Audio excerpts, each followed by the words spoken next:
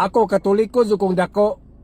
Pero kabalo ka ang mga INC, gwapo kayo og mga simbahan kaysa mga Katoliko. Prangka nga pagkaistorya. Unya nganong kaduha ta maghalad bitaw? Maghalad ta una unya maghalad na puta sa ikaduha. So karon ang nakadakong pangutana, asa di ay padulong ang ato ang kwarta nga gihatag sa simbahan. Usahay makaingon ta og ingunani ba nga to ang pagampo ug unsa gyud atong giampuan? Mao nang dili jud ta makaingon nga ang simbahan mao'y makatabang sa ato ang kaluwasan. Dili ang tinuod nga pagsalig nimo sa Ginoo ug pagampo. Kay pareho karon ang mga nangulo sa simbahan. Nagkanya-kanya naman dili na masabtan ang uban. Mao lay tinuod nga nahitabo diriya sa kalibutan. Grabe.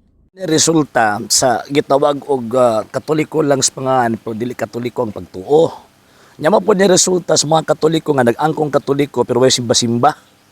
Kana man magkabalos dagan sa tawag ining rendas o sa kaparokya o sa usa ka gitawag og simbahan o tanawa reklamo. Nganong mo reklamo man kay may pakialam sa sulod sa simbahan Katolika o sa sulod sa usa ka gitawag og parokya.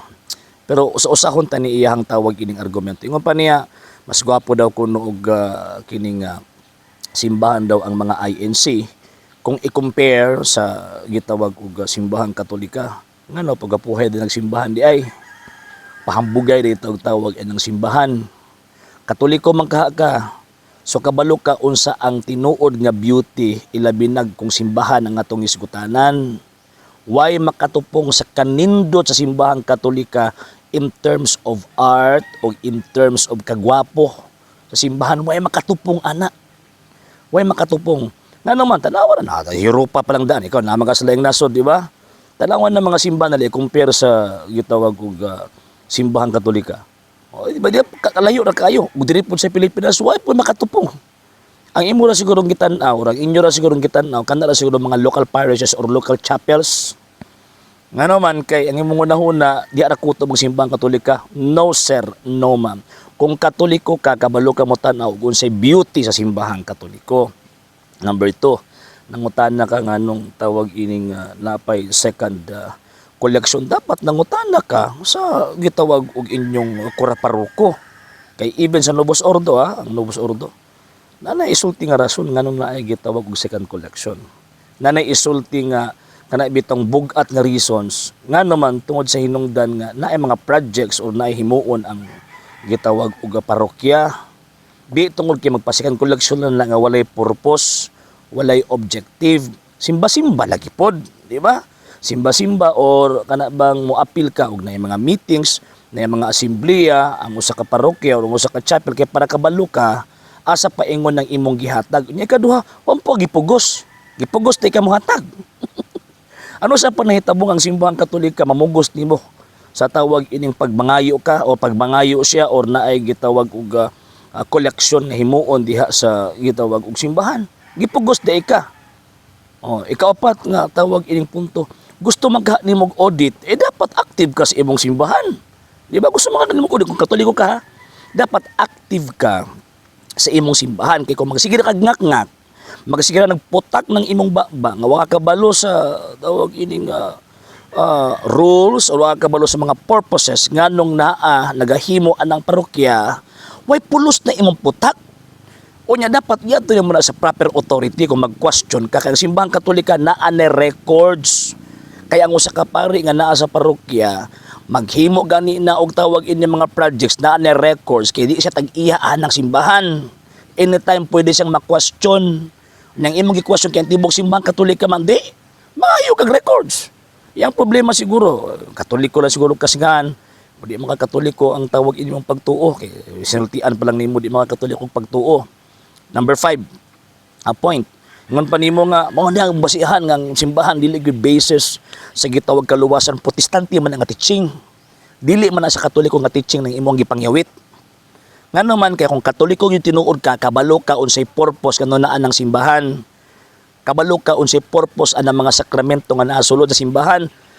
Kung Katoliko ka, hilaw ka nga Katoliko, di ka luto nga Katoliko.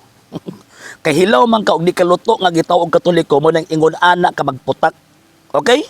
So mga active sa inyong parokya, ayo, pag saba kayo. Saba kay ka social media, unsa na pang content lang? Saba kay ka. Kung gusto kang magreklamo adto ka sa inyong parokya, adto ka sa inyong gitawag pare, then mangayo ka explanations kay tagaan ka sa kompletong dokumento kanang imong gipangyawit, imong gipangita. Again, in terms of tawag ining salvation, na kalabutan noy. Kung para sa imuhang simbahan Katolika way kalabutan, hawa simbahan Katolika. Ano pabilin pa man ka din na. Pero kami, isip mga Katoliko, kabalos pagtuong Katoliko, kabalo mi ang simbahan Katolika, gitukod ni Kristo, and at the same time, ang simbahan Katolika, instrumento na sa kaluwasan nagihimo ni Ginoong Jesucristo. And pahimang mo lang, dili ba pari og obispo tong gialagaran. Nisulod lang nila, sinungdan kasi sila man ang mga ministro sa Ginoo nga atong Dios. Dili man ang mga ministro sa INC. Dili man ang mga ministro sa ubang mga pundok.